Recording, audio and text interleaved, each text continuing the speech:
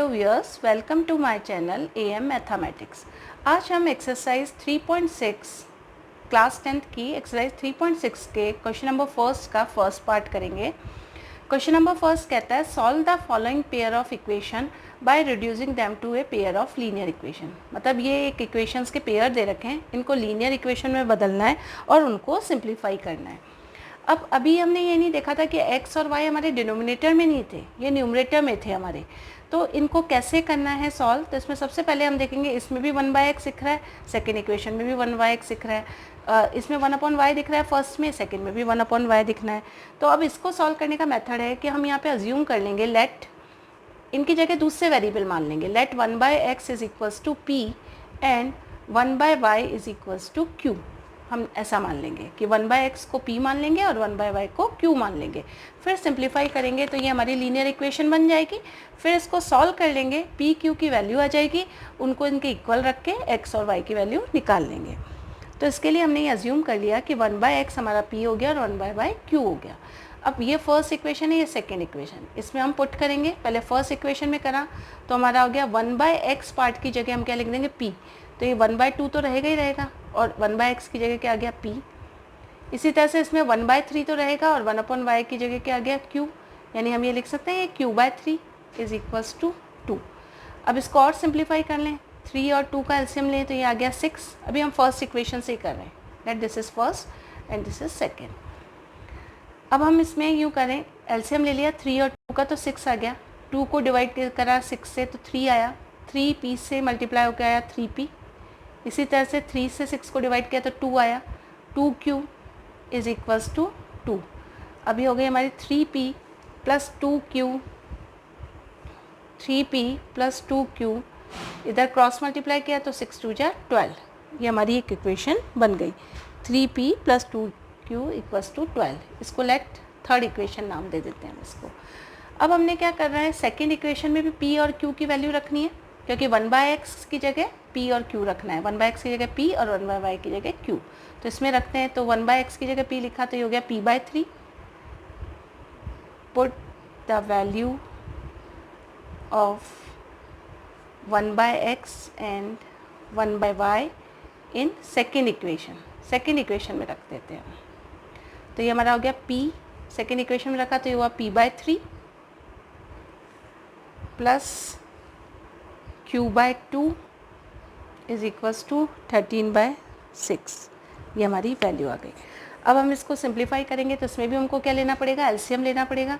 तो एलसीएम हमारा आ गया 6 आ गया एलसीएम, 3 से डिवाइड किया तो 2 आया, तो ये आ गया हमारा 2p प्लस 2 से 6 को डिवाइड किया तो 3 आया, तो ये हो गया हमारा 3q इज इक्वल्स टू 13/6। अब इस 6 को अगर हम ऊपर ले जाते हैं तो 6 क्या हो जाएंगे, कैंसिल हो जाएंगे, या डायरेक्टली यहाँ भी कर सकते हो। ठीक है, 6 और 6 कैंसिल हो गए तो हमारा क्या बचा, 2p plus 3q equals to 13 बचा।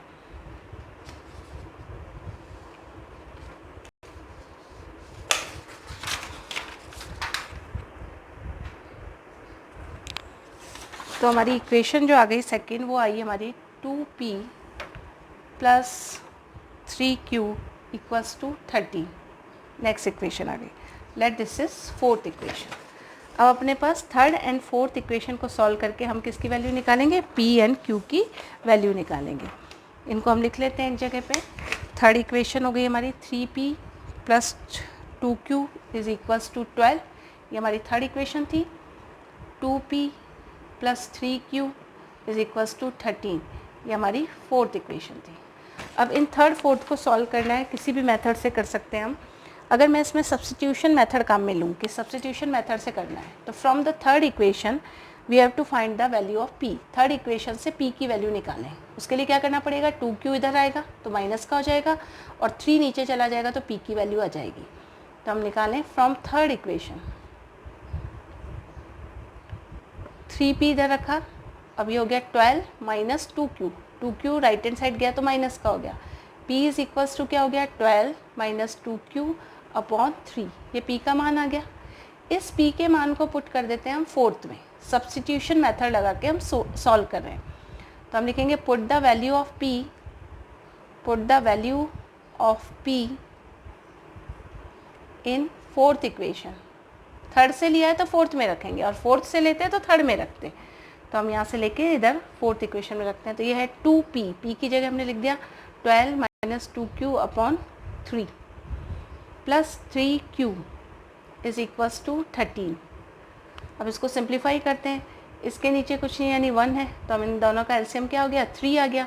3 हमने एलसीएम ले लिया, 3 से 3 को डिवाइड किया तो 1 आया, और 1 से इस पूरी इक्वेशन को करा तो ऐसे ही रहेगा। तो 2 से हमने अंदर मल्टीप्लाई कर दिया, 12 2 जा 24, 2 2 जा 4q प्लस अब 1 से डिवाइड किया 3 को तो 3 आया, 3 ऊपर मल्टीप्लाई हुआ तो 3 3 जा 9q इक्वल्स टू 13। ये हमारी इक्वेशन आ गई। अब यहाँ पे हम क्या करें, क्रॉस मल्टीप्लाई कर देते हैं, इसके नीचे कुछ नहीं यानी 1 है तो ये तो 1 से होगा और इसको इधर कर लेंगे, या q की टर्म अरेंज कर देंगे, -4q और प्लस 9q। तो 9 में से 4 गया तो अपना कितना आया 5q प्लस का, तो ये हुआ 24 प्लस 5q, और ये इधर के मल्टीप्लाई हुआ 39 हुआ, 13 3 जा 39। तो ये अपनी वैल्यू आ गई।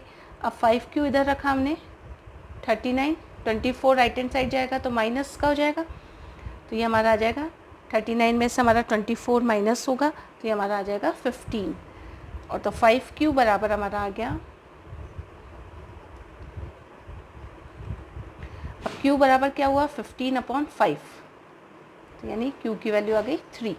तो अपने को एक वेरिएबल आ गया कि q की वैल्यू कितनी आ रही है 3 आ रही है। अब q की वैल्यू हम कहीं भी पुट कर सकते हैं, थर्ड या फोर्थ इक्वेशन में से किसी में भी पुट कर देंगे। तो put the value of q in third equation. अब अभी हम फर्स्ट सेकेंड इक्वेशन को काम नहीं ले रहे, हमने उनको किस में कन्वर्ट कर दिया थर्ड एंड फोर्थ में, दूसरे वेरिएबल लेके। तो हम किस में, या तो थर्ड में रखेंगे या फोर्थ में रखेंगे। अब थर्ड में अगर इसकी वैल्यू रखते हैं हम तो हमारे पास आ जाएगा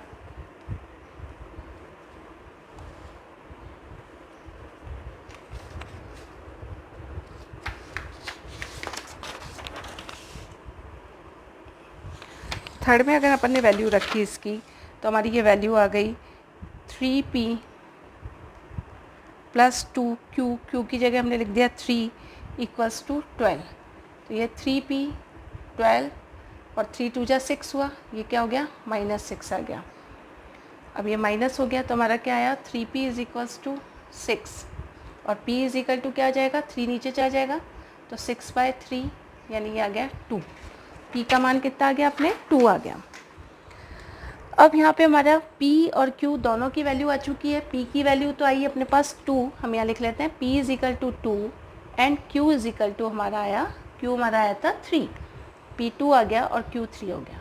अब हमने जब अज्यूम किया था क्वेश्चन की स्टार्टिंग में तो हमने क्या माना था कि 1/x बराबर, इस समय हमने क्या माना था कि 1/x बराबर p माना था और 1/y is equal to q माना था। तो 1/x बराबर p की वैल्यू रख देंगे और 1/y बराबर q की वैल्यू लिख देंगे, इससे हमारे पास x एंड y की वैल्यू आ जाएगी।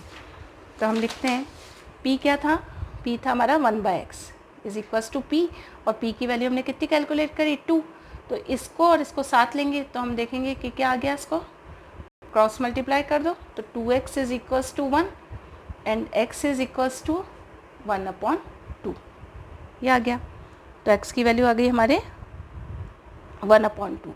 और y कैसे निकालेंगे हम, y की वैल्यू निकालने के लिए हमने ये क्या किया कि q 1/y is equal to हमने q माना था और q की वैल्यू आई थी 3, इनको क्रॉस मल्टीप्लाई किया तो ये आया 3y इज इक्वल टू 1 और y इज इक्वल टू आ गया हमारा 1/3। तो हमारी x एंड y की वैल्यू आ गई x is equal to 1/2 and y बराबर 1/3। ये हमारे आंसर्स हो गए। तो इस तरीके से इन क्वेश्चंस को सॉल्व करेंगे, ये